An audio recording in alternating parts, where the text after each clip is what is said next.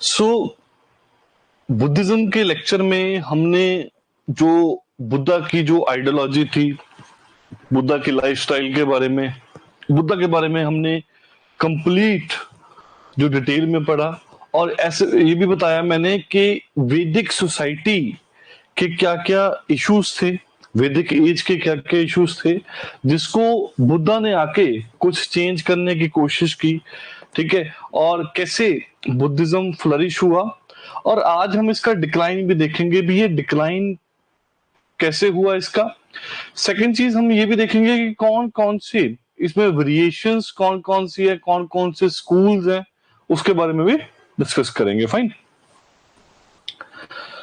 तो यहां तक हमने देखा था कि जो 10 रेल्म्स हैं, डिफरेंट डिफरेंट इसके वर्ल्ड्स हैं, और यहां से जो नया पार्ट है वो यहां से स्टार्ट होगा।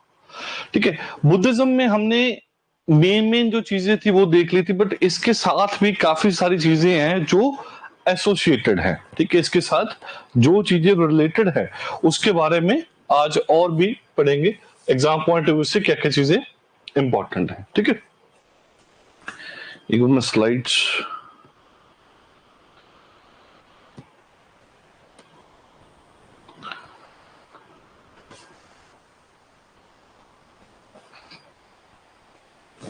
ठीक है, तो आज हम डिस्कस करेंगे कि जो अदर एस्पेक्ट है जो बुद्धिज्म के साथ रिलेटेड है उसके बारे में पढ़ेंगे।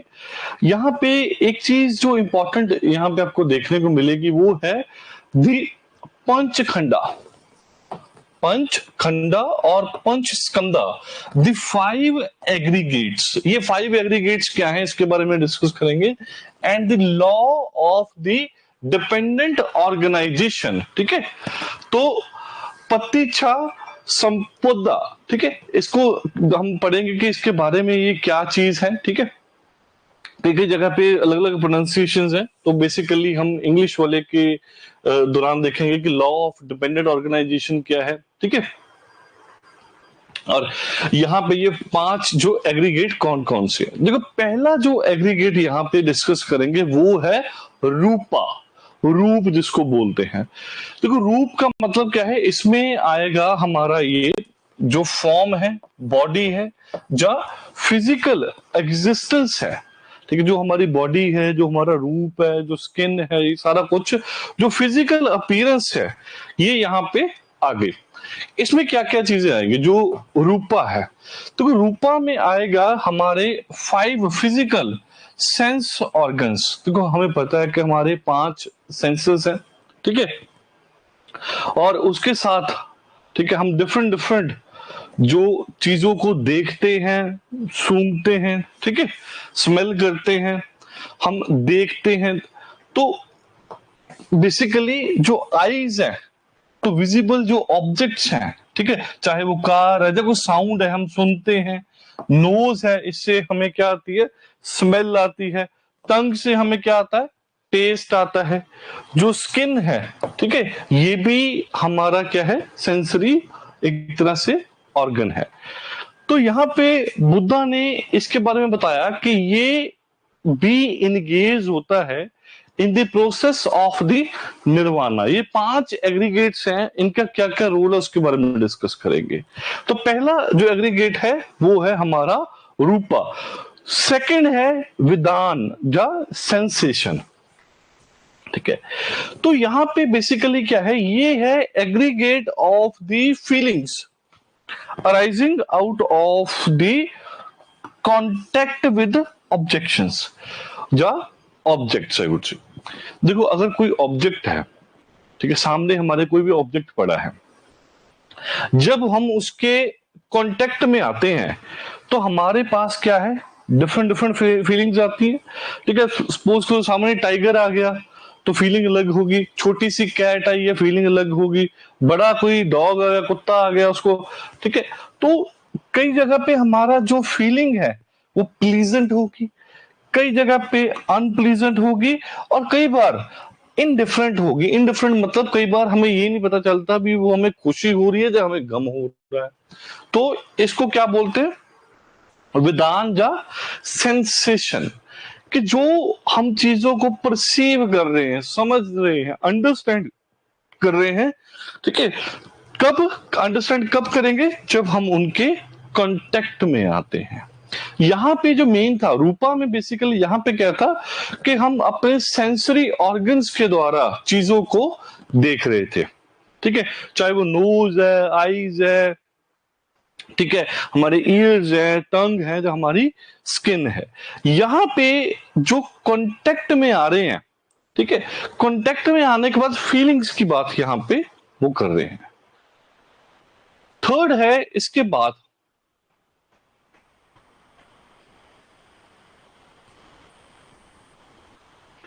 बाद जो आएगा सन, ठीक है, सना जिसको बोलते हैं परसेप्शन। देखो अभी क्या है, परसेप्शन एक नेक्स्ट स्टेज है। जब हमें किसी चीज को हमने देखा, ठीक है, देखने के बाद वहां पे क्या होता है, हमारी अंडरस्टैंडिंग, हमारे माइंड में एक सॉर्ट ऑफ एक इमेज डेवलप होती है, ठीक है, क्या हमारी क्या बनती है, एक अंडरस्टैंडिंग बनती है, और हम इस इनडेफिनाइट एक्सपीरियंस से क्या क्रिएट करते हैं, एक रिकॉग्नाइज्ड एक्सपीरियंस। देखो सपोज कोई बच्चा है छोटा, वो पहले कोई चीज देखता है, उसके लिए वो नहीं है, तो जब वो दोबारा से उसको देखेगा ना, तो वो अभी इनडेफिनेट एक्सपीरियंस नहीं होगा, ठीक है, वो अभी क्या होगा, रिकॉग्नाइज्ड एक्सपीरियंस होगा।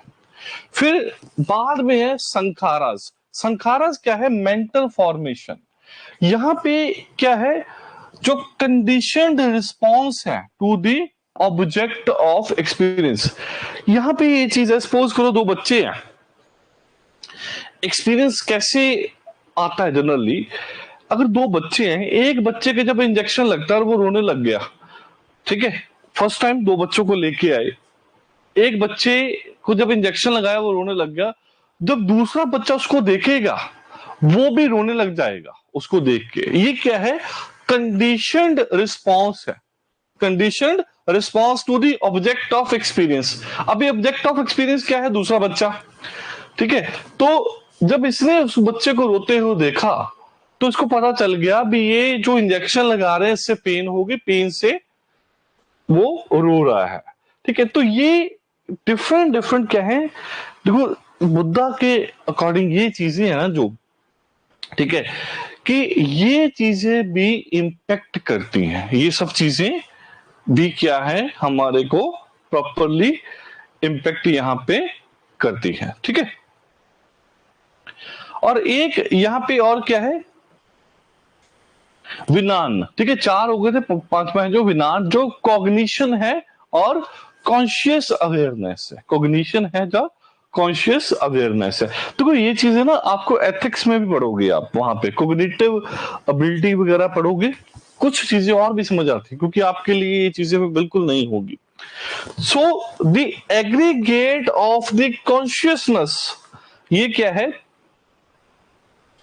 यहां पे बेसिकली समझने का मतलब ये है कि ये जो जितने भी हम बात की है ना, चाहे हमारे सेंसरी ऑर्गन्स हैं, चाहे हमारी जो परसेप्शन है, या जो भी कंडीशनिंग हो रही है, तो बुद्धा बोल रहा है कि हमारे जो कॉन्शियस की डेवलपमेंट है, जो कॉन्शियसनेस जो लेवल है, जो स्टेट है, उसमें यहाँ पे बहुत ज्यादा हमें क्या देखने को मिलेगी, जो इम्प्रूवमेंट है वो देखने को मिलेगी। सिंपल मैंने आपको एज सिंपल एज बताने की यहाँ पे कोशिश की है। तो बुद्धा बोलते हैं कि जो निर्वाणा अचीव करना है, जो कॉन्शियसनेस जो स्टेट है, अगर उसको अचीव करना है तो इन सभी चीजों को कंट्रोल में लेके आना पड़ेगा। परसेप्शन, अंडरस्टैंडिंग, कंडीशनिंग का, वो बोल रहे कि सेंसरी ऑर्गन्स का सभी का रोल है। बस आपने यहाँ पे एक सिंपल चीज ये समझनी थी। इसके बाद आता जो मेन टॉपिक, वो तो सिर्फ एक एडिशनल जो चीज थी। अभी जो कंपैरिजन है that is of the Buddhism and the Brahmanism. देखो हम फ्रॉम द वेरी बिगिनिंग हम एक चीज डिस्कस करते आए हैं, वो ये है कि बुद्धिज्म और जो ब्राह्मणिज्म है इसमें क्या क्या डिफरेंसेस थे। जब बुद्धिज्म आया, एक नया रिलीजन ओरिजिनेट हुआ, तो तब जाके हमें क्या उसमें एक अच्छे चेंजेस देखने को मिले और लोगों ने इसको फॉलो करना क्यों स्टार्ट किया, तो ये एक इंपॉर्टेंट पॉइंट था। ठीक है, तो सबसे बड़ा जो इंपॉर्टेंट पॉइंट था ब्राह्मणिज्म में और अगर बुद्धिज्म में डिफरेंस में देखें, तो जो ब्राह्मणिज्म में था वहां पे जो वर्ना सिस्टम था, ठीक है, वर्ना सिस्टम क्या था, on the basis of birth. ठीक है, जो पहले की ये क्या था, ऑक्यूपेशन बेस्ड था, और बाद में कि जो जिस वर्णा में पैदा हुआ है वही उसका वर्ण रहेगा, ये चेंज नहीं हो सकता। बट बुद्धिज्म में वर्णा सिस्टम क्या है, बुद्धिज्म ने वर्णा सिस्टम बुद्धिज्म ने ब्राह्मण्स के वर्णा सिस्टम को निग्लेक्ट किया या टोटली रिजेक्ट किया, और इन्होंने क्या बोला कि भाई जो वर्णा सिस्टम हमारा है it will be based on the action. तो ये क्या होगा, एक्शन बेस्ड होगा। ठीक है, ये होगा on the basis of the action, कि जो आप काम करोगे, कर्म करोगे, जो एक्शन आपके परफॉर्म होंगे वही डिसाइड करेगा कि आप जो 10 वर्ल्ड इन्होंने बताए थे कि आप हेल की तरफ जाओगे या आप निर्वाणा अचीव करोगे। ठीक है, तो यहां पे इन्होंने ये चीज बताई है। देखो दूसरा यहां पे इन्होंने क्या बोला कि जब भी कोई बुद्धिज्म को ज्वाइन करेगा, ठीक है, तो क्योंकि वर्ना सिस्टम यहां पे बर्थ बेस्ड नहीं है, क्योंकि जो पहले वो वर्ना लेके आ रहे वो बर्थ बेस्ड है, वो बोलेगा कि वो सिस्टम यहां से खत्म हो जाएगा, क्योंकि बुद्धिज्म में वर्ना सिस्टम बेस्ड ऑन बर्थ को वो मानते ही नहीं है, वो क्या मानते हैं, on the based of the action वाला मानते हैं। तो अंगुत्तरा निकाया जिसके बारे में हमने पढ़ा था जब हमने बुद्धिस्ट लिटरेचर पढ़ा था, तो अंगुत्तरा निकाया, निकाया मतलब बेसिकली बुक, तो वहां पे बोला है कि जब कोई भी पर्सन ज्वाइन करेगा संघा को, संघा मतलब जो ऑर्गेनाइजेशन है इनकी, ठीक है, जो अपनाएगा बुद्धिज्म को वो क्या बन जाएगा, वो अब कहलाया जाएगा विवानी यंती। विवानी यंती मतलब विदाउट एनी वर्ना, कि वो उसका अभी कोई भी वर्ना नहीं है। तो ये एक बहुत बड़ा डिफरेंस था, क्योंकि देखो बुद्धिज्म में इन्होंने सबसे देखा कि सबसे एक्सप्लॉयटेटिव चीज क्या है, सबसे बेकार चीज क्या थी, वर्ना सिस्टम। वर्ना सिस्टम क्या था कि ब्राह्मण्स को सबसे ज्यादा बेनिफिट हो रहा था, ब्राह्मण्स को। क्यों, क्योंकि वर्ना सिस्टम में वो अपने आप को सबसे ऊपर रखते थे और सबसे नीचे क्या थे, शूद्रास, और इवन क्षत्रियास वैश्यास भी उनके नीचे थे। बट और विमेंस को अलाउड नहीं था वेदास वगैरह को रीड करना, उनकी सिचुएशन भी बहुत ज्यादा खराब थी। तो बुद्धिज्म में बेसिकली यहां पे क्या हुआ कि बहुत सारे जो कास्टेस थे, जो डिफरेंट डिफरेंट कास्ट थी, ठीक है, जिनको जनरली जो वेदास वगैरह को नहीं पढ़ने दिया जाता था, जिनकी रेपुटेशन बहुत कम थी, तो उनको यहाँ पे बहुत ज्यादा क्या मिली, प्रोमिनेंट इंपॉर्टेंस यहाँ पे मिली। इसी वजह से उन्होंने यहाँ को इसको ज्वाइन किया। तो महाकसप्पा, महाकसप्पा के बारे में हमने पढ़ा था जब हमने बुद्धिस्ट काउंसिल के बारे में पढ़ा था। सारीपुट्टा, ठीक है, महा मोगलाना, ये भी क्या थे, प्रोमिनेंट ब्राह्मण मॉन्क थे, इन्होंने ज्वाइन किया था। फिर बुद्धा, आनंद, अनिरुद्धा, उपाली, उपाली क्या थे कि बार्बर था। चुंदा, ये कौन थे, ब्लैक स्मिथ था। और यहां पे एक चीज याद रखना, ये बड़ा ही इंपॉर्टेंट क्वेश्चन है कि चुंदा, चुंदा वॉज द पर्सन जिसने बुद्धा को लास्ट मील दी थी, जो आखिरी बार भोजन करवाया है ना बुद्धा को, वो चुंदा ने करवाया। और वो कौन था, एक ब्लैक स्मिथ था। ठीक है, वो कौन था, ब्लैक स्मिथ था।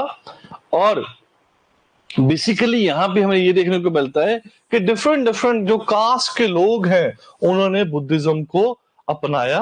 क्यों, क्योंकि इसमें वर्ना सिस्टम को इन्होंने अबॉलिश किया था। बुद्धिज्म में वर्ना सिस्टम नहीं था, जहां फिर ये कह सकते हैं कि जो इनका वर्ना सिस्टम था कि सब कुछ, सबसे इंपॉर्टेंट चीज क्या था, action, varna on the basis of action, कि एक्शन के बेसिस पे था।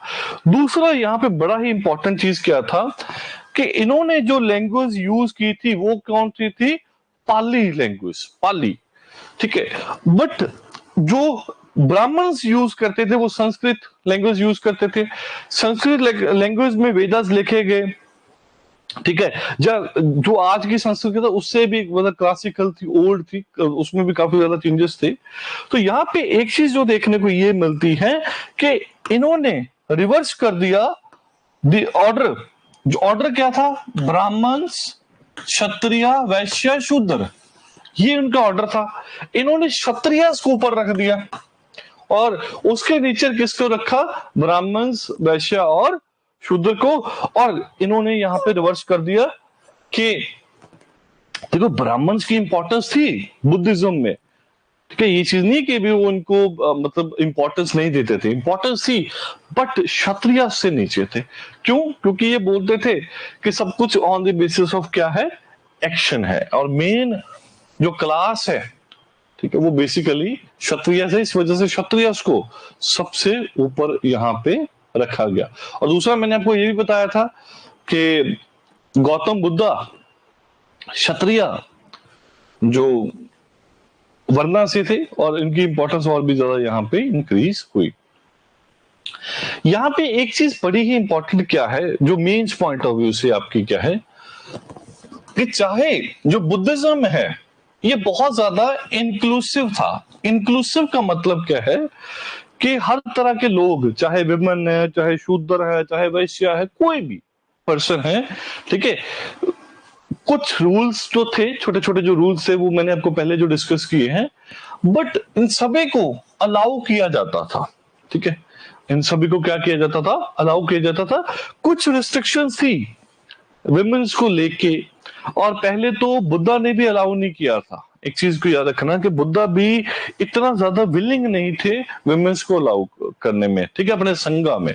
उनको ये था कि आगे जाके ये जो करप्शन है, ठीक है, जो बाकी के मॉन्क्स हैं वो करप्ट हो सकते हैं, ठीक है, डिफरेंट डिफरेंट इंटरप्रिटेशंस हैं इसकी।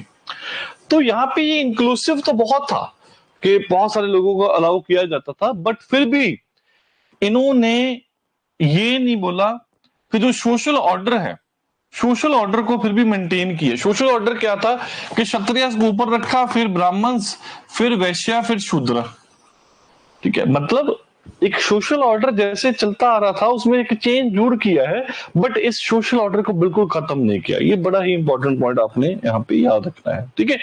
एंड इन्होंने अबॉलिश नहीं किया कि जो सोशल डिफरेंसेस है ना, तो कि बुद्धा बिल्कुल एक ओवरऑल करने नहीं चाहते थे, ठीक है। बुद्धा ने कंप्लीट एक सिस्टम को चेंज करने की कोशिश नहीं की। उन्होंने, मैंने आपको बताया था, हमेशा मिडिल पाथ लेते थे। उनको ये था कि जहां जहां पे जितनी जितनी जरूरत है वहां पे उतना उतना ही काम हम करेंगे, ठीक है। ये पॉइंट आपको समझने लग गया कि उन्होंने पूरे के पूरे सिस्टम को अबॉलिश करने की यहाँ पे कोशिश नहीं की। और उन्होंने यहाँ पे क्या मेंटेन किया? उन्होंने यहाँ पे मेंटेन किया स्टेटस को। स्टेटस को का मतलब होता है कि जो चीजें जैसी चलती आ रही है वैसे चलने देते हैं, कुछ कुछ चेंजेस को छोड़ के यहाँ पे ये चीजें चलती आई, ठीक है। फिर यहाँ पे नंबर ऑफ कंडीशंस थी एंट्री के लिए। फॉर एग्जांपल बैन था कि जिसके ऊपर उधार है, जो स्लेव्स हैं, ठीक है, जो कैदी वगैरह है, जो स्लेव्स हैं, जो सोल्जर्स हैं, इनको परमिशन नहीं थी ज्वाइन करने की संघा वगैरह को। क्यों? जब तक वो अपने जो मास्टर है उनसे परमिशन नहीं ले पाता था, ठीक है। क्योंकि देखो ये सोशल ऑर्डर ऐसे चल रहा था वहां पे, तब स्लेवरी भी थी, ठीक है, सोल्जर्स वगैरह भी थे, आर्मी पूरी होती थी। तो ये नहीं था कि सारी आर्मी के बंदे छोड़ के बुद्धिज्म की तरफ आ जाएंगे या स्लेव्स बुद्धिज्म में आ जाएंगे। जब तक उनके मास्टर से परमिशन नहीं मिलती थी तब तक जो उनकी एंट्री थी वो टोटली क्या थी? यहाँ पे प्रोहिबिटेड थी, ठीक है। ये पॉइंट यहाँ पे आपने याद रखना है, ठीक है। सो बेसिकली यहाँ पे वो चाहते थे कि प्रॉपर एक जो सिस्टम चलता आ रहा है उस सिस्टम के अकॉर्डिंग वो यहाँ पे आएंगे, ठीक है। तो बुद्धिज्म में और जैनिज्म में सिमिलरिटी ये भी थी एक सिमिलरिटी ये थी कि दोनों ने बोला कि जो फैमिली ऑब्लिगेशंस हैं, ठीक है, जो फैमिली की जिम्मेवारी है इनको निभाना आपने, प्राइवेट जो प्रॉपर्टी है, ठीक है, इसको प्रोटेक्ट करना है एंड रिस्पेक्ट करनी है पॉलिटिकल अथॉरिटी की। बुद्धा ने ये नहीं बोला कि आई एम द किंग, कि मैं अभी राजा हूं, ठीक है, बाकी सभी को छोड़कर मेरे पास आ जाओ। जो राजा थे, जो बाकी के थे, जो सिस्टम चलता आ रहा था वो ऐसे ही चलता आ रहा था, ठीक है। बट यहां पे, और ब्राह्मणिज्म में भी ऐसे ही था। ब्राह्मणिज्म क्लास ने ये नहीं बोला था कि अभी हम राजा हैं, वो क्षत्रिय क्लास से और तरीके से बेनिफिट उठाते थे, बट अपने आप को जैसे राजा वगैरह नहीं बनाते। तो बेसिकली ये अपने आप को किंग मेकर्स मानते थे, ठीक है, कि हम किंग बनाएंगे। जब मॉडर्न हिस्ट्री में आप पढ़ोगे कि बहुत सारे वहां पे क्या थे, किंग मेकर्स थे। फॉर एग्जांपल अली ब्रदर्स थे, ठीक है, बाकियों के भी आपको नाम तब पता चलेंगे, ठीक है। तो उससे क्या था, निजामुद्दौला, बहुत बहुत सारे पर्सन थे, ठीक है। तो किंग मेकर्स थे वो अल्टीमेटली। तो यहाँ पे भी जो ब्राह्मणिज्म में और बुद्धिज्म में ये जो सिमिलरिटी है कि इन्होंने क्या किया, इन्होंने इतने ज्यादा यहाँ पे चेंजेस सोशल सिस्टम को लेके नहीं किए। कुछ कुछ जो ये सिस्टम ब्राह्मणिज्म में भी था और ये सिस्टम बुद्धिज्म में भी था, ठीक है। तो ये जो सिमिलरिटी भी थी इनके बीच में, ठीक है। सो डायरेक्टली पार्टिसिपेट नहीं किया इन्होंने production and lived on arms given by the society. तो ये बुद्धिज्म में या ब्राह्मणिज्म में तो मैंने आपको बताया था कि वो प्रेजेंट्स लेते थे, गिफ्ट्स वगैरह लेते थे, ठीक है। जो भी सेक्रीफाइस वगैरह परफॉर्म करते थे उसके बदले में उनको गिफ्ट वगैरह मिलते थे। और वही चीज अगर यहाँ पे देखें तो यहाँ पे भी जो बुद्धिस्ट भी हैं वो भी खुद से मतलब कुछ प्रोड्यूस वगैरह नहीं कर रहे, वो भी लोगों से द्वारा दिया है जो चीजें हैं उनको एक्सेप्ट कर रहे हैं यहाँ पे, ठीक है। तो ये चीज आपने यहाँ पे याद रखनी है।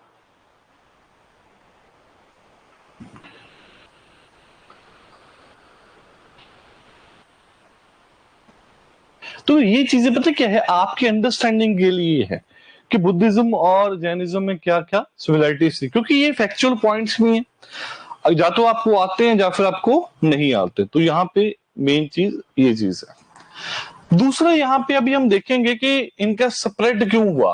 तो पहले लेक्चर में भी हमने काफी पॉइंट्स देखे थे कि इनका स्प्रेड क्यों हुआ, बट अभी उसको थोड़ा सा और ज्यादा एलेबोरेट करने की कोशिश करेंगे, जो पॉइंट्स ऑलरेडी डिस्कस करें उसको छोड़ के। अभी यहाँ पे क्या है कि बुद्धिज्म एक बहुत बड़ा एक मार्क छोड़ के गया on the history of India, और स्पेशली ये पॉपुलर कहां पे हुआ, मगध रीजन में। मगध के बाद बाकी पार्ट्स में जाके ये काफी ज्यादा फ्लरिश हुआ।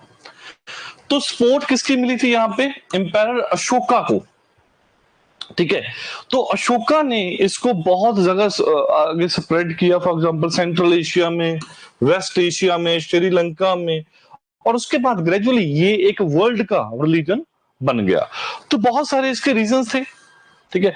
पहला रीजन ये था कि ये जो रिलीजन है ये कॉमन मैन को अपील करता था, एक कॉमन पर्सन को, एक कॉमन मैन को अपील करता था। रीजन ये था, हिंदुइज्म में, ब्राह्मणिज्म में बेसिकली क्या था, ब्राह्मणिज्म में वो बोलते थे कि हम ही पढ़ सकते हैं वेदास को, हम ही बताएंगे, we are the final interpreters. But यहां पे ऐसा कुछ नहीं था। वो ये जो रिलीजन था ये काफी ज्यादा क्या था, एक तो लिबरल था और डेमोक्रेटिक था। पहली चीज तो ये थी कि बुद्धिज्म क्या था, लिबरल था। आपने देखा ना कि बहुत सारी चीजों में वो लिबरल है, ठीक है, बहुत सारी चीजों में डेमोक्रेटिक है, लोगों की यहाँ पे सुनी जा रही है। फिर सेकंड चीज आपको मैंने बोला कि it attack the varna system, कि वर्ना सिस्टम को यहाँ पे अटैक किया, और जो लोअर क्लास के लोग थे, जब विमेन थी, इनको भी एडमिट किया जाता था संघा में, इस वजह से ये यहाँ पे आई। और पहले क्या था, जो जैसे एक रॉयल थ्रेड, ठीक है, वो पहनते थे, ठीक है, जो ब्राह्मण थे, तो सीक्रेट थ्रेड जो पहनते थे, तो यहाँ पे सबसे इंपॉर्टेंट चीज क्या है कि वो अलाउ सिर्फ वही पढ़ सकते थे वेदास को, ठीक है। तो यहाँ पे एक चीज बड़ी ही इंपॉर्टेंट क्या है, सीक्रेट थ्रेड को आई गेस क्या वो जनेऊ जनेऊ वगैरह पहनता था ना। सो जो कन्वर्जन थी बुद्धिज्म में, जब बुद्धिज्म में उन्होंने कन्वर्ट किया, जब तो वो पहले वाले सिस्टम में थे तब तो वो शूद्र थे, कोई वैश्य था, बट जैसे ही उन्होंने बुद्धिज्म में ज्वाइन किया, now they were not more शूद्रा और वैश्य और क्षत्रिय। तो ये सबसे जो इंपॉर्टेंट इनको जो बेनिफिट यहां पे लगा। फिर तो यहां पे कुछ एज सच इंफीरियर नहीं था, ठीक है, क्योंकि इंफीरियोरिटी कम्प्लेक्स ही नहीं था किसी भी तरह का, कोई ऊंचा नहीं है कोई नीवा नहीं है, ठीक है। जैसे हमारे यहाँ पे होता है, जैसे लंगर जाता है, बंदा गुरुद्वारे जाता है तो सभी एक साथ बैठते हैं, तो ये सॉर्ट ऑफ क्या है, इक्वलिटी को रिप्रेजेंट करता है यहाँ पे। तो ये एक बहुत ही इंपॉर्टेंट चीज है, राइट। तो जो लोग थे ना मगध के, वहां पे ये वर्ना सिस्टम पहले बहुत ज्यादा स्ट्रिक्टली वैलिड था, राइट। और कई बार जो लोग जिनको नॉन वैदिक पीपल बोला जाता था, मैंने आपको बोला था कि एक तो आर्यंस थे और जो वैदिक पीपल, और उसके बाद जो बाकी के बचे लोग थे उनको क्या बोलते थे, नॉन वैदिक पीपल। तो इनको वो इंफीरियोरिटी कम्प्लेक्स जा, ठीक है, इनको ये मानते थे कि ये कोई भी सैक्रिफाइस वगैरह नहीं करते हैं, तो और ये वरना जो सिस्टम में नहीं फिट होते। थर्ड, ये वेदास को नहीं पढ़ पाते। तो जब इन्होंने भी बुद्धिज्म को एक्सेप्ट किया तो ये सारी जो मेंटालिटी थी ये सारी की सारी खत्म हो गई। तो इसी वजह से एक विन विन सिचुएशन थी वो यहाँ पे क्रिएट होगी। क्यों? क्योंकि बुद्धा की जो पर्सनैलिटी थी, एक और रीजन क्या था, थर्ड वाज कि जो बुद्धा की पर्सनैलिटी थी वो बहुत ही अच्छी थी और बहुत ज्यादा रैशनल थी, लॉजिक बेस्ड थी यहाँ पे जो इनकी पर्सनैलिटी थी। और जो ओपोनेंट्स भी थे ना बुद्धा के, उनको वो अपने दिमाग से, प्रेजेंस ऑफ माइंड से जीतते थे। और जब कभी भी डिफिकल्ट सिचुएशन आती थी वहां पे जो पॉइजन काम रहते थे, शांति में रहते थे, ठीक है। बाकियों की तरह नहीं है कि अगर किसी ऋषि को बोल दिया, ठीक है, कि आपको तो पता ही कुछ नहीं, बोलता कि मैं आपको श्राप दे दूंगा, मैं ऐसे कर दूंगा। बट ये ऐसे अपने जो इमोशंस थे उनके ऊपर काफी ज्यादा काबू रखते थे और इस चीज को लेके लोगों को काफी ज्यादा अट्रैक्ट भी करते थे, ठीक है। ये चीज हमने ऑलरेडी डिस्कस किया कि जो ब्राह्मणिज्म था उनके जो टेक्स्ट थे वो संस्कृत में थे, बट लोगों की लैंग्वेज थी पाली लैंग्वेज। तो ब्राह्मणिज्म इसी वजह से ज्यादा फ्लरिश क्यों नहीं हो पाया तब के टाइम पे, जहां सॉर्ट ऑफ लोगों में इतना विचलित क्यों नहीं हो पाया? रीजन ये था कि लैंग्वेज नहीं आती थी उन लोगों को। यहाँ पे अगर हम देखें कि जो बुद्धा है, बुद्धा की जो टीचिंग थी वो किस में थी? पाली लैंग्वेज में, the language of the common man. इससे जो बुद्धा की टीचिंग थी वो बहुत ही अच्छे से उनको समझ आने लगे। फिर अनदर रीजन वाज कि जो राजास थे, फॉर एग्जाम्पल मगध, कोसाला, कौसंबी और जो बाकी के घन संघास थे, इन्होंने पैट्रोनाइज किया, इन्होंने बुद्धा की जो आइडियोलॉजी थी, बुद्धा के जो सिस्टम था, उनको एक्सेप्ट यहां पे किया, ठीक है। और बुद्धा ने वैसे भी बहुत सारे जो इवल्स थे सोसाइटी में, ठीक है, उनको फॉर एग्जाम्पल वर्ना सिस्टम को उनको रिमूव करने की यहाँ पे कोशिश की। दूसरा, बुद्धा ने यहाँ पे एक चीज बड़ी ही इंपॉर्टेंट बोली कि डू नॉट अकमुलेट वेल्थ, ठीक है, और इंडल्ज इन क्रूएलिटी और वायलेंस। जब ये प्रिंसिपल्स आए तो यहां पे इन प्रिंसिपल्स ने लोगों को थोड़ी सी पीस दी, शांति दी। देखो आज के टाइम पे भी क्या है, लोग बहुत ज्यादा परेशान है, वेल्थ को लेके, पैसे को लेके, पावर को लेके, पोजीशन को लेके, ठीक है। जिसका होता नहीं है वो भी परेशान है, जिसका हो जाता है सिलेक्शन वो भी परेशान हो जाता है। जिसका आईएएस हो गया बाद में उसको ये है कि मेरे को रैंक अच्छा नहीं मिला, मेरे को तो टॉप 50 में आना चाहिए था, मेरे को टॉप 90 में आया जा, ठीक है। फिर उसके बाद उसको ये होता है कि मेरे को होम कैडर नहीं मिली। होम कैडर अगर किसी को मिल जाती है, रैंक भी अच्छा आ जाता है, उसके बाद उसको ये होता है कि मैंने लवासना में जाके अच्छे मार्क्स लेने हैं, आउट परफॉर्म करना है। वहां पे भी अगर आउट परफॉर्म कर दिया, उसके बाद उसको ये होता है कि मेरे को अच्छी जगह पे पोस्टिंग मिले।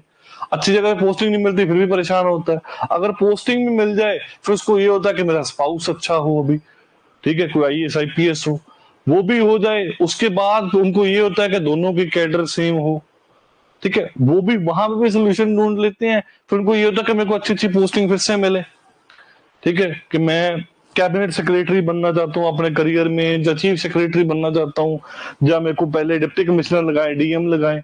कई बार बहुत सारे ऐसे ऑफिसर्स हैं जनरली जो पीसीएस ऑफिसर जो प्रमोट होके आता है ये को, उनको कई बार यहाँ पे ये चीज कम मिलती है, वो भी परेशान होते हैं। तो देखो ये चीज क्या है कि बुद्धिज्म ने, ठीक है, उन्होंने बोला कि जो इच्छा है ना, इच्छा, ये जो विश है, ये सबसे बड़ा इशू है। ठीक है, उन्होंने बोला कि ये खत्म ही नहीं होती, ठीक है, और उन्होंने बोला कि भाई वेल्थ अकमुलेट मत करो, जितना चाहिए बस उतना यूज करो, ना क्रूएल्टी करो, नॉन वायलेंस में रहो। तो ऐसे जो प्रिंसिपल्स है ये लोगों को बहुत पसंद आए और इसी वजह से काफी ज्यादा इसका स्प्रेड हुआ। इसके बाद देखते कि ठीक है, अभी तक हमने बहुत सारी चीजें पॉजिटिव पढ़ी, तो इससे तो ये जो रिलीजन था ये बहुत ज्यादा फ्लरिश होना चाहिए था, क्योंकि बुद्धा ने जो चीजें हमें सिखाई, जो हमें बताई, वो बहुत इंपॉर्टेंट है, ठीक है, और बहुत अच्छी भी है। बट उसके बाद इसका डिक्लाइन क्यों हुआ, उसके बारे में अभी हम पढ़ेंगे, क्या क्या रीजन थे जिसकी वजह से इसका डिक्लाइन हुआ। पहली चीज तो क्या है कि 12th सेंचुरी तक, ठीक है, early 12th century common era, Buddhism almost disappear हो गया था।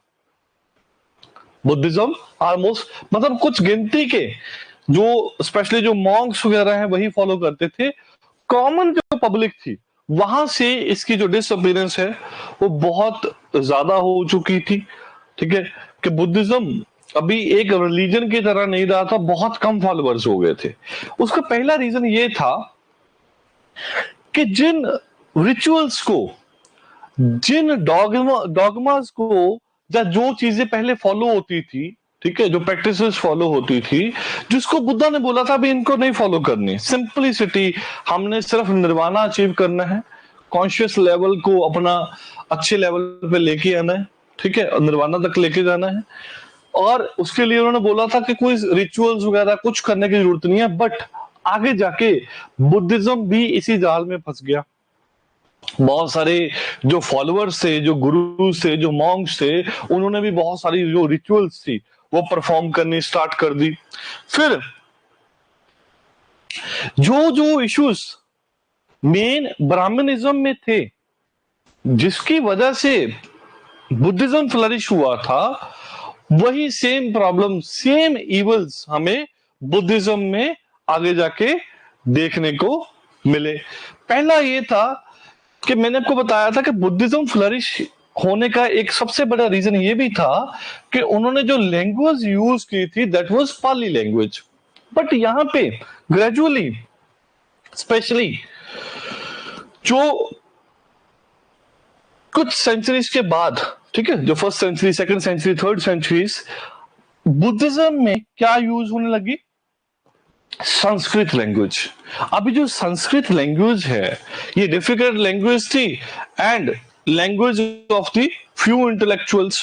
या तो ब्राह्मण्स को समझ में आती थी, ठीक है, थोड़ा थोड़ा कुछ और लोग थे उनको समझ में आती थी, जो कॉमन पर्सन थे उनके दिमाग में कुछ नहीं जाता था। आज भी हम देखते हैं ना कि अगर पंडित कोई भी चीज करने आता है, हम बस वहां पे बैठे से हाथ जोड़ के बैठे होते हैं, ठीक है, वो यज्ञ वगैरह अपना करता है, कुछ भी बोली जा रहा है, कुछ भी हो रहा है, हमें ऐसा पता नहीं चलता वो क्या बोला, उसका क्या मीनिंग है, अच्छा है बुरा है।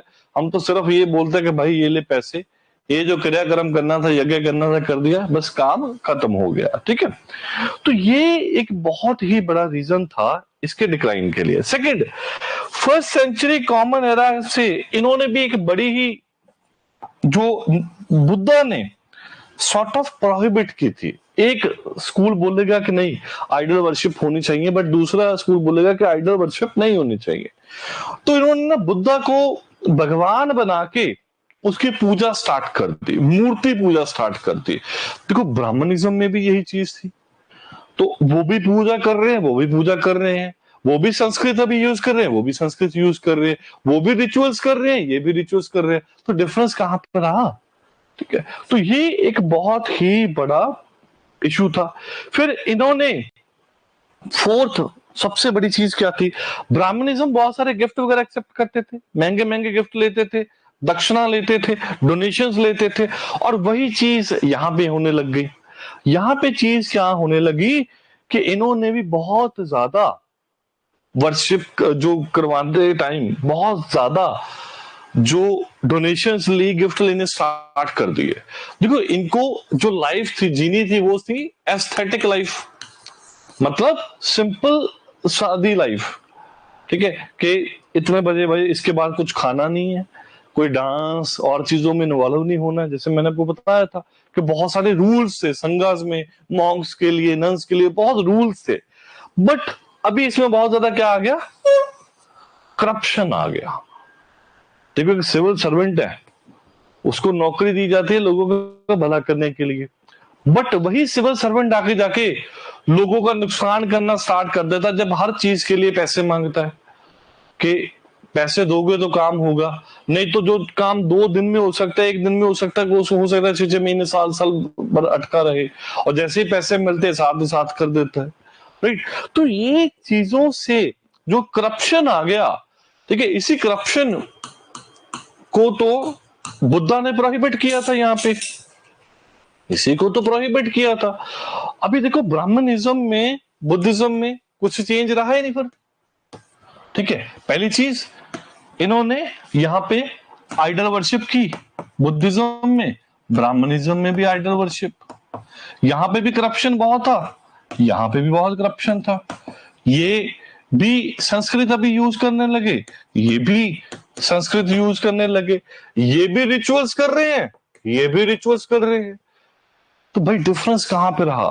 तो इनकी वजह से जो बहुत सारे लोगों ने इनको एक्सेप्ट किया था, फॉलो किया था, ग्रेजुअली उन्होंने भी इनको छोड़ना यहाँ पे स्टार्ट कर दिया। ठीक है, क्योंकि उनको भी ये सब चीजें दिखने लगी थी।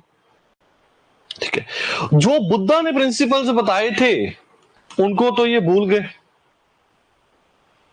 जो बुद्धा ने प्रिंसिपल्स बताए थे उनको तो ये भूल गए। तो इसी वजह से एक बहुत बड़ा क्या आया यहां पे, इशू आया।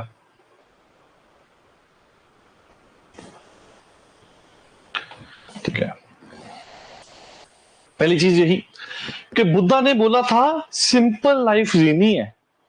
ठीक है, और रिचुअल्स में और चीजों के ऊपर फोकस नहीं करना, ultimate focus should be on nirvana, self attainment, salvation, shanti, इसको अचीव करना है, और मेडिटेशन करनी है। मेडिटेशन के साथ साथ उन्होंने बोला था कि लाइफ कैसी जीनी है, 4 नोबल ट्रुथ है, ठीक है, 8 फोल्ड पाथ है, लाइफ कैसी होनी चाहिए संगिका की।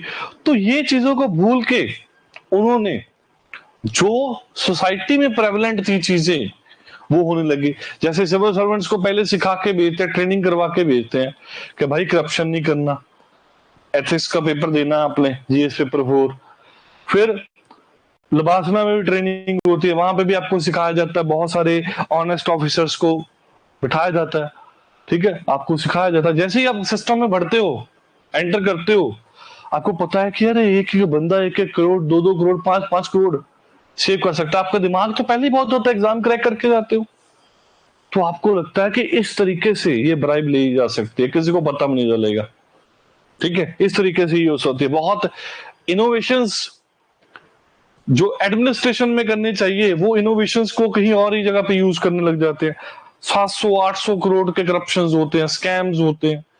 तो ये क्या है, डिग्रेडेशन है एडमिनिस्ट्रेशन का। ऐसे ही यहां पे हुआ कि बुद्धा ने जो चीजें बताई थी इनको, उसको छोड़ के कहीं और ही चीजों पे लग गए।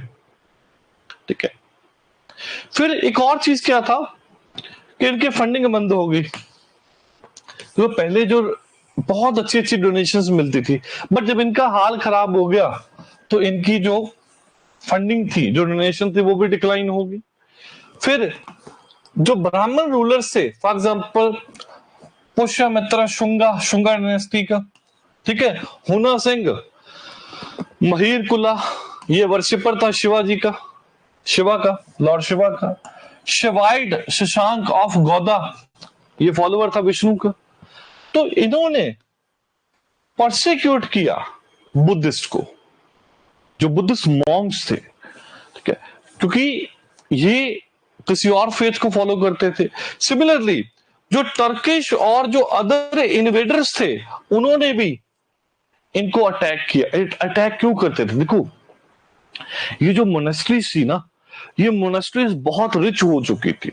रिच क्यों हो चुकी थी? क्योंकि देखो बहुत ज्यादा डोनेशंस आती थी। अभी भी आप देखते होंगे कि बहुत सारे ऐसे गुरुज हैं, महाराज हैं, जहां पे लोग जो किसी को 10 रुपए 100 रुपए नहीं देते बाहर किसी को, वहां पे 50,000 1 लाख, ठीक है, लाखों लोग जाते हैं डेली। चाहे वो कोई टेम्पल्स है तो कुछ और भी है ना, स्थान है, कोई आश्रम है, कोई प्लेस है, लाखों लोग जाते हैं। लाखों लोग वहां पे पैसा दे के आते हैं, वो लाखों का करोड़ों बन जाता है, ठीक है, करोड़ों का अरबों बन जाता है। तो इतना ज्यादा पैसा, जैसे ना सोमनाथ टेम्पल, मेडिवल हिस्ट्री में देखोगे सोमनाथ टेम्पल के ऊपर अटैक हुआ। ज्यादातर जो पहले अटैक होते थे वो टेम्पल्स के ऊपर होते थे। भाई ज्यादा सोना चांदी शोहरत ये सब कहाँ पे होते थे? टेम्पल्स में होते थे। ठीक है, जो राजा से महाराजा थे वो टेम्पल्स में, गुरुद्वारा में, कहीं बहुत जगह पे वहां पे डोनेट करते थे चीजों। और इन्वेडर्स को पता था कि ये तो बैंक है, bank of gold and silver, तो ये यहां पे अटैक करते थे मोनेस्ट्रीज में, टेम्पल्स पे। बहुत इजी था। ठीक है, किसी राजा के ऊपर अटैक करने के बाद पता नहीं है जीत होगी हार होगी, बेनिफिट होगा नहीं होगा, ये डायरेक्टली अटैक कर देते थे टेम्पल्स के ऊपर, बहुत सारा पैसा वगैरह निकाल के ले जाते थे। और इसी वजह से इनका क्या हुआ, बहुत ज्यादा डिक्लाइन यहां पे हुआ। ठीक है,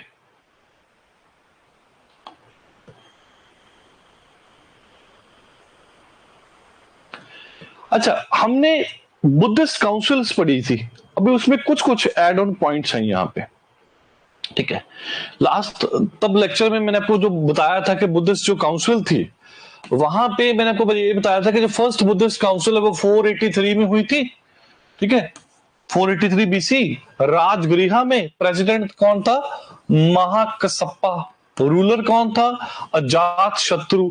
यहाँ पे एड ऑन पॉइंट ये है कि इस जो फर्स्ट बुद्धिस्ट काउंसिल थी, पहली चीज तो ये कब हुई? After the death of the Buddha. और यहां पे बुद्धा की टीचिंग को 3 पार्ट्स में डिवाइड किया गया था। ठीक है, जिसको हम क्या बोलते हैं? त्रिपिटकस और त्रिपिटकस। तो ये यहां पे हुआ था, जो डिवीजन हुई थी ना बुद्धिस्ट टेक्स्ट की। मैंने आपको बताया था ना कि 3 बास्केट है अलग अलग, जो 3 अलग अलग कलेक्शंस हैं, राइट। इसके बारे में हमने यहाँ पे पढ़ा था कि 3 बास्केट्स में। ठीक है, तो यहाँ पे बोला गया कि कौन कौन से डिस्कोर्सेस होने चाहिए, कैसा डिसिप्लिन फॉलो करना चाहिए, हायर नॉलेज क्या है, इसके बारे में यहाँ पे बोला गया। विनय पिटका, ठीक है, रूल्स ऑफ ऑर्डर यहाँ पे रिसाइट किए गए थे बाय द पर्सन ओपाली। ओपाली ने यहाँ पे काफी डिटेल्ड में जो बुद्धा की टीचिंग्स थी उनको यहाँ पे बताया गया। ठीक है, तो जो सुत्त पिटका के बारे में, ठीक है, यहाँ पे सॉर्ट ऑफ जो कमेंट्री की वो किसने की? बाय अनंदा। सुत्त पिटका, विनय पिटका, अभिधामा पिटका, तो ये हमने ऑलरेडी डिस्कस की थी। तो विनय पिटका के ऊपर सॉर्ट ऑफ जो कमेंट्री की वो बाय ओपाली की, एंड सुत्त पिटका के ऊपर बाय अनंदा। ठीक है, ये पॉइंट्स आपने याद रखने एग्जाम पॉइंट ऑफ व्यू से। फिर यहाँ पे जो सेकंड बुद्धिस्ट काउंसिल है, यहाँ पे प्रेसिडेंट कौन था? सबकामी। रूलर काल अशोक। तो यहां पे ऑब्जेक्टिव क्या था, ठीक है, पहली का ऑब्जेक्टिव था कि एक तो जो बुद्धिस्ट लिटरेचर था उनको 3 पार्ट्स में डिवाइड किया, उसके ऊपर थोड़ी थोड़ी कमेंट्रीज की, तो ये इंपॉर्टेंट था। अभी यहां पे एक चीज क्या हुई, ठीक है, तो यहां पे कुछ कुछ जो सर्टेन प्रैक्टिसेस थी, ठीक है, 383 बीसी की बात कर रहे हैं, कुछ कुछ प्रैक्टिसेस के ऊपर डिबेट हुई, क्योंकि यहाँ पे कुछ कुछ सेक्शंस बनने लग गए। कुछ बुद्धिस्ट मॉन्क कुछ अलग कह रहे थे, वो कुछ अलग इंटरप्रिटेशन कर रहे हैं, कुछ अलग इंटरप्रिटेशन कर रहे हैं, specially in the western India. तो इस डिबेट को सॉल्व करने के लिए इन्होंने सेकंड बुद्धिस्ट काउंसिल का यहाँ पे गठन किया। यहाँ पे एक डिवीजन हुई थी, ठीक है, 2 पार्ट्स में, जो ग्रुप 2 पार्ट्स में थे। एक तो था महासंघिकास, ठीक है, एक को क्या था, संघिकास, ठीक है, और दूसरा था स्थावीर वदिंस, ठीक है, स्थावीर वदिंस। तो ये जो थे इनको बोला जाता था एल्डर्स, इनको क्या बोला जाता था, एल्डर्स बोला जाता था। थेरा, थेरा भी बोलते हैं पाली लैंग्वेज में, थेरा, जैसे भाई को बड़े को ना कई लोग लैंग्वेज में बोलते हैं, जैसे अप्पा, जब कुछ ऐसे बोलते हैं, तो ऐसे इनको क्या बोला जाता था, थेरा। तो ये यहीं पे रुके थे, ठीक है, जो रीजन है इसके बारे में हम आगे पढ़ेंगे कि भी क्यों कुछ लोग साउथ में चले गए, कुछ लोग नॉर्थ में स्टे किया था, उसके बारे में पढ़ेंगे। So they felt they were in keeping with the original spirit of the Buddha teaching. देखो, जो स्था वीरवदिन थे, जो जिनको एल्डर्स बोलते थे, ये बोलते थे कि हम बुद्धा की रियल टीचिंग को इंटैक्ट रख रहे हैं, जो बुद्धा ने बोला था हम एक्चुअल में वो ओरिजिनल स्पिरिट जो थी बुद्धा की टीचिंग की, हम उसको संभाल रहे हैं। दूसरी साइड पे जो ग्रुप था जिसको महासंघिका द ग्रेट कम्युनिटी बोला जाता था, ये इन्होंने इंटरप्रेट किया बुद्धा की टीचिंग को मोर लिबरली। इन्होंने बोला कि नहीं, बुद्धा की जो इंटेंशन थी वो अलग थी, जो आप चीज बोल रहे हो ठीक है, बुद्धा ने ऐसा बोला, बट बुद्धा के माइंड में और भी बहुत सारी चीजें थी। तो इन्होंने यहाँ पे लिबरल व्यू लिया, इन्होंने यहाँ पे क्या लिया, लिबरल व्यू लिया।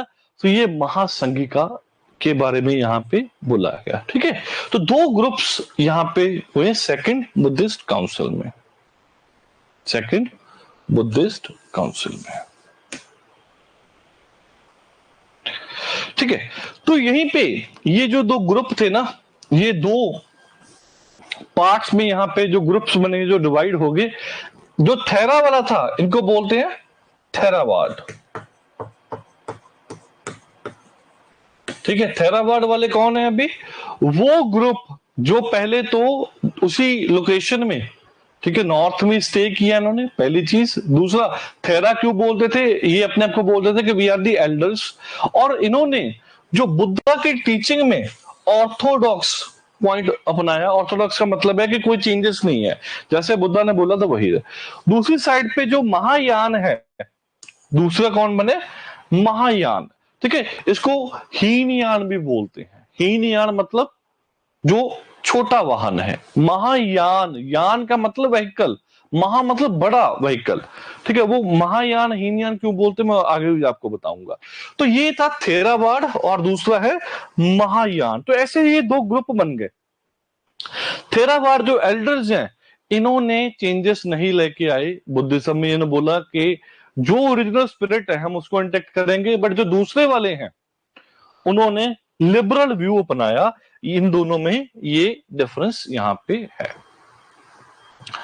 Third Buddhist council 253 BC, 250 BC. तो यहां पे बेसिकली हुआ क्या,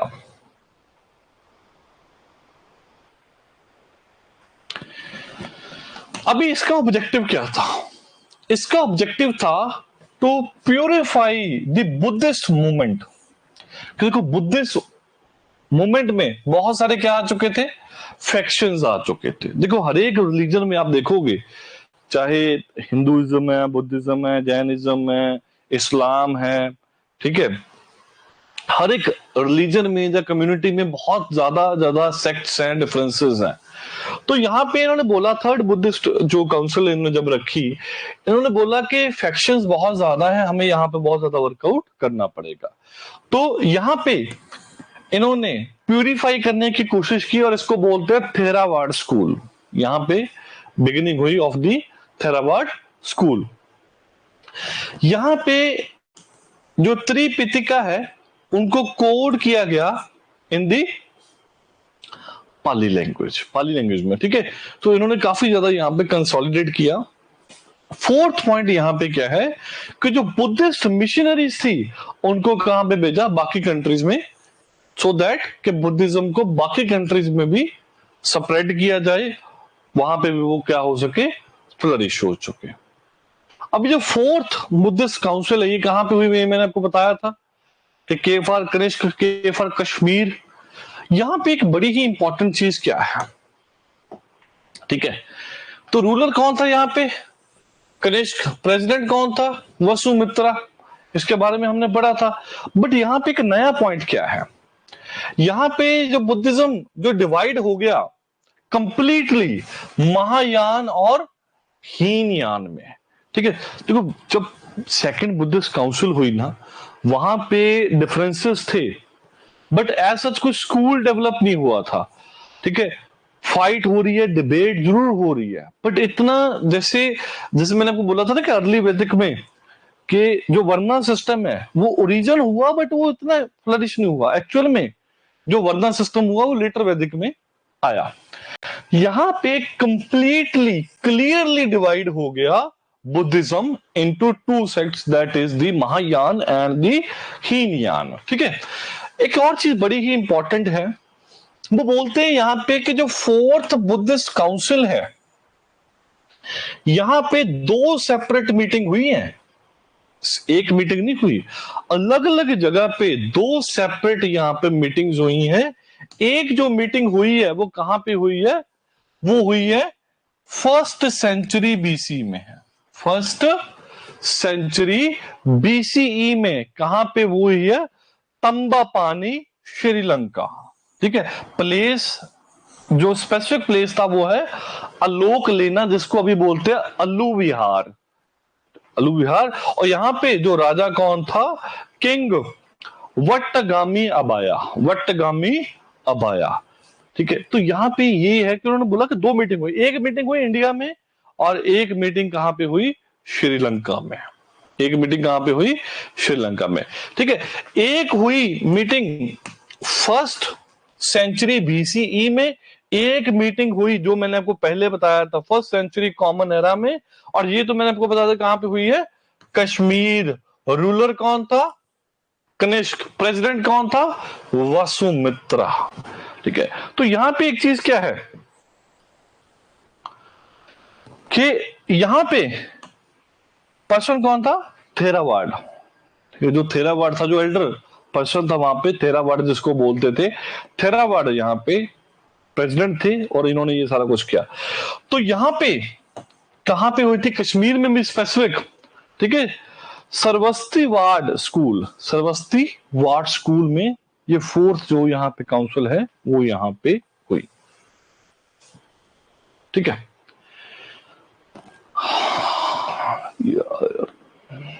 यहां तक आ गया ये सारा समझ,